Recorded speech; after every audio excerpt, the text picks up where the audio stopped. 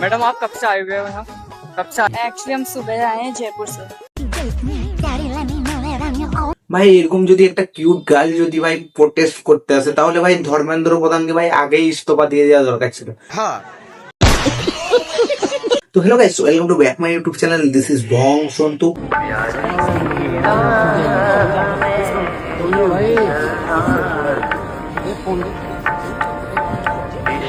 ভাই যন্তর মন্ত্রে ভাই প্রোটেস্ট করতে গিয়ে একটা ছেলে ভাই একটা মেয়েকে প্রপোজ করছে। मैडम आप कब से आए हुए हो यहाँ?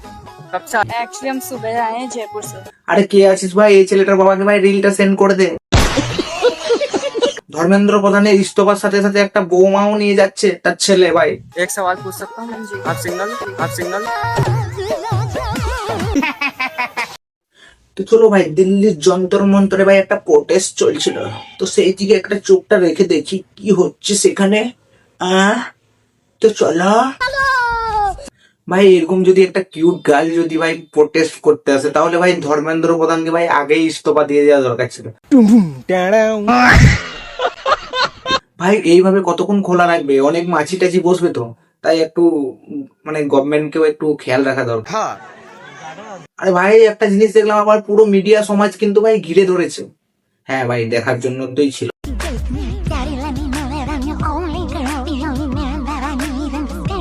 বেচারি হয়তো চুল টুল খুলে অন্য কিছু কাজ করছিল, তাই চুলটা বাঁধতে ভুলে গেছি ভাই।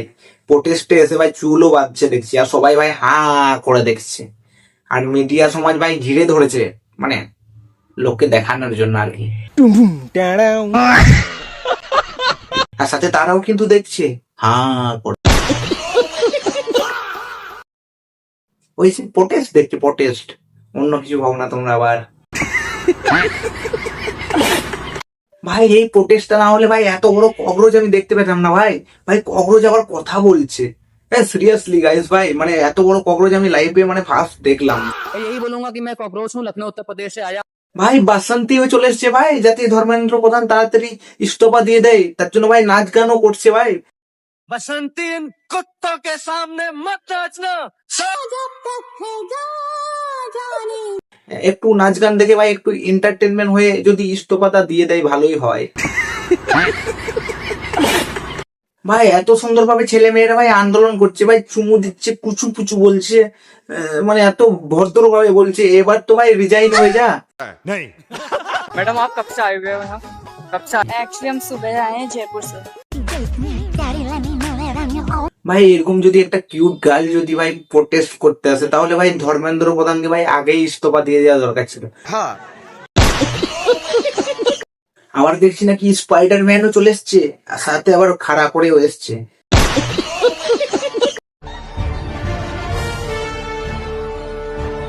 হ্যাঁ, আবার দেখছি ব্যারিকেডের ওপরেই ঘষাতে শুরু করে দিয়েছে ভাই আমাদের স্পাইডার ম্যান। হয়তো তার বইয়ের সাথে হয়তো একটু রোমান্স করছিল, তাড়াতাড়ি হয়তো প্রটেস্টের জন্য আসতে হয়েছে, তার জন্য বড় দাঁড়িয়েছিল। আর ঠিক আছে স্পাইডারম্যান ভাই, তুমি একটু ঘষিয়ে নাও ব্যারিকেডের ওপরেই,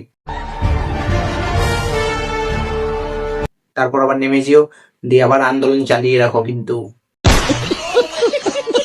তো গাইস আমি তোমাদেরকে দেখাবো তোমাদের অঙ্কিতা দি কিভাবে জিম করে। তো চলো। তো আমি এখন চলে এসেছি সুমির জিম রুমে। হ্যাঁ আমরা দেখতে তো পাচ্ছি তুমি সুমির জিম রুমে চলে এসছো, তো দেখি তুমি কি কি জিম করতে পারো। চলো। ওমা উঠবো কি করে? হ্যাঁ হ্যাঁ ওঠো ওঠো, ওটা দেখার জন্যই তো আমরা ওয়েট করে আছি এতক্ষণ ধরে। উঠবো কি করে? হ্যাঁ এমন ভাব করছে যেন মনে হয় আগে কখনো উঠেনি, ফার্স্ট টাইম উঠছে। ও মাই গড, কি আর ওঠার সাথে সাথে কি ঢুকে গেল নাকি? মানে ভাই আওয়াজটা একটু চেনা চেনা লাগছে, কোথাও যেন শুনেছি, তাই বললাম। কি আরাম হচ্ছে। হ্যাঁ তোমার ভালো লাগবে তো, তুমি সেই লেভেলের ফিলটা পাচ্ছ, তাই তোমার খুব মজা লাগছে, খুব আরাম হচ্ছে। আয় তুই এখানে, তুই আমার সামনে আয়, থামলে দেবো এটা। গাইস আমি এখন হ্যাঁ সুমিকে ডাকো, দিয়ে দুজনে একসাথে নাও। আরে আরাম বলছি, আরামটা দুজনে একসাথে নাও। আর ভাই ক্যাপশনে দিয়েছে ভাই প্রথমবার পদু মেশিনে উঠলাম, তার থেকে ভাই বলে দিতেই পারতে যে আর প্রথমবার পদু মেশিন দিয়ে পোডটা মারালাম। হ্যাঁ সেটাই বলছি আর কি। আমি বলছি না, মানে তোমাদের অঙ্কিতা দি বলছে। কি ভালো লাগছে, সৌরভ পুরো মাথা ব্যথা কেমন হয়ে গেছে। হ্যাঁ কি ভালো না লাগছে সৌরভ, একটু এসে বুঝে দে না। আরে ভাই ওই পিনটা বলছি, ওই যে লাগাচ্ছে না ওই পিনটাকে বলছি, গোজার কথা বলছি, তোমরা আবার উল্টো পাল্টা ভাবো খালি। ওটা একটু বুঝে দে না ভাই সৌরভ। শক্ত কেন তো?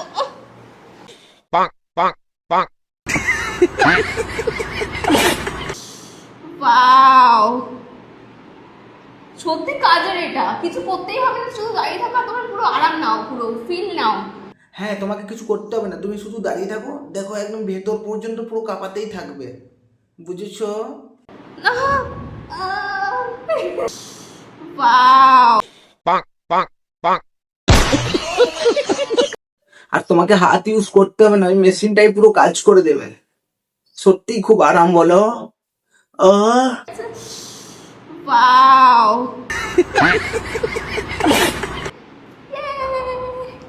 হ্যাঁ এইটুকুতেই হয়ে গেল, আর নেবে না একটু? আর ঠিক আছে আবার পরে নিও, এখন একটু রেস্ট করে নাও। ওয়াও, ভাই একজন কমেন্ট করেছে পদু মেশিনে বসে আবার দেখো পেদে দিও না। আর একটা ভাই কমেন্ট করেছে কি আওয়াজ। ও মাই গড। হ্যাঁ আওয়াজ করার জন্যই তো বসেছে, বলো তো তোমরা। আমি এটাতে আমাকে জিমে উঠতে বারণ করেছে, কারণ হ্যাঁ তোমাকে যখন উঠতে বারণ করেছে তুমি আবার দালালি মেরে উঠতে যেও না, না হলে তুমি যা রোগা পরে আবার দাঁতগুলোই না ভেঙে যায় সব। আস্তে, হ্যাঁ স্পিড কম। হ্যাঁ তোমার ওঠার এক্সপিরিয়েন্স দেখেই বোঝা যাচ্ছে তুমি এটা ফার্স্ট টাইম না, তুমি অনেকবার উঠেছো। নাটক কম করো প্রিয়। আর তোমার আওয়াজটাই কি সুন্দর উঠছে, দেখে মনে হচ্ছে অনেকদিনকার এক্সপিরিয়েন্স আছে। ও মাই গড। এই তোমরা ভাবছো দাদা তুমি মিথ্যা কথা বলছো, তাহলে তোমাদেরকে আর একবার আওয়াজটা শুনিয়ে দিই, ঠিক আছে? না শোনো। হ্যাঁ শুনেছো তো, দেখো এবার তোমার আওয়াজটা শুনে কি মনে হচ্ছে এটা ফার্স্ট টাইম? আরে ভাই এর অনেকদিনকার এক্সপিরিয়েন্স আছে ওঠার, আরে মেশিনে ওঠার। তো বেশি বকবো না ভাট, এইটুকুই ছিল আজকের ভিডিওটা। তো ভিডিওটা যদি ভালো লেগে থাকে তাহলে বন্ধুরা ভিডিওটা একটা লাইক করে দিও, আর তোমার বন্ধুদের সাথে শেয়ার করে দাও, যাতে ভাই তারাও একটু দেখে নেয়।